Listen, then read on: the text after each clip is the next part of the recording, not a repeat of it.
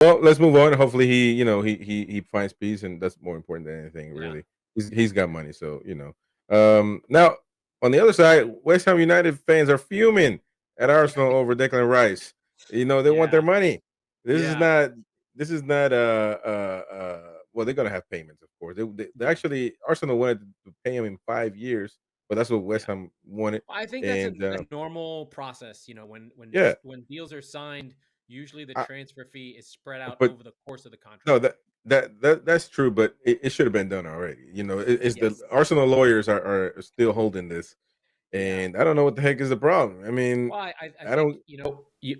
what you've got is like you have to remember, right? Arsenal's owned by American multinational company, right? They're part owners of Walmart, or Kroenke's married into the Walmart fortune, and then he was in real estate before that, but he eventually is part of the Walmart folks, and so that's an American style, right? Is to be very litigation heavy and make sure that you check every contract line and you make sure that nothing is undone.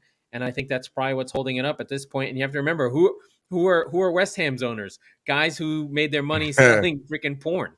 So they're probably less about writing really tight contracts and more into tight something else's. But That's so crazy. you have Sullivan and Gold on one side, and you have the Cronkies on the other. I mean, granted, obviously there's directors of football and lawyers and all that stuff, but in football, the clubs take on the persona of their owner. You got Silent Stan, and you've got the Golds. Well, And the other the main reason is that West Ham wants to buy players yeah, also, and they're and worried. of course Yeah. they're a more limited club, and they want to The thing is though is like when you have David Moyes, do you really want to buy players, or does he just want to run the same 11 guys out there? Because there's still like all the guys they bought from the last time that they didn't even use, right? Like I think about Scaramucci, and now it's just like, well, they've I been could play. I'm pretty good.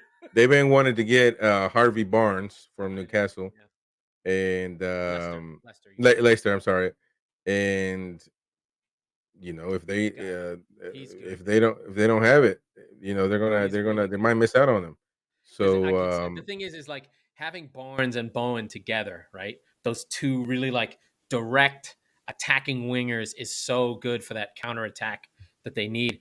But if I'm West Ham though, I think the really big issue is like how do you replace Rice? Who's gonna be that six that defends in front of your back four, who breaks up everything and is involved in everything? It's definitely not Socek, who's gotten worse and worse since his well, first season. there's somebody Joao Paulinho or Oh, something like Paulie, that. oh, he's good. Yeah, yeah, and he's a midfielder, so they might uh, plug him But right there. there's no way if Fulham gets rid of them, they might as well say we're getting relegated. That's how good Well, I Paulinho is. mean, Fulham just yeah. I Yeah, mean, you can't. The thing, like, I can't even tell you how good Paulinho was. Like, I watched all a yeah, lot of Fulham. He was the like this side of Caicedo or Rodri. He's literally that good of a midfielder. Like, just broke up everything, led the league in tackles and interceptions and yellow cards. So just kicking yeah. ass and taking names. Very West Ham, but he's a little bit older. He's 28 and big. He's kind of like a Gareth Barry kind of destroyer, Nigel de Jong type in that mold of central midfielder who just destroys everything and gets the game moving. But he's an incredible player. And if they got him to replace Rice, I would be like, West Ham's fine. But then I'd be like, Yeah. Fulham are going down. Um,